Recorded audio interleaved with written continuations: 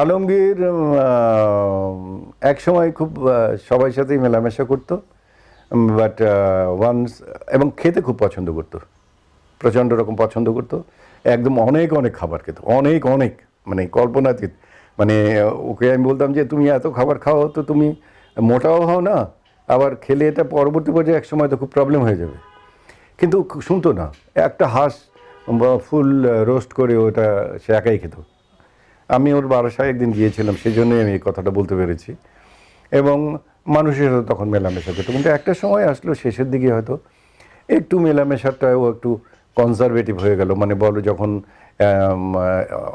administrator মানে নিজের যখন পোশাক শিল্পের সাথে জড়িত, মানে ওই ইজ ওনার, যখন সে ওনার হয়ে গেল তখন যেন ওইটার কিছুটা ছাপ, মানে ওই শ্রমিকদের চালাতে হলে যে একটা গুরুগম্ভীর ভাব নিয়ে থাকতে হয়, সেই ধরনের একটা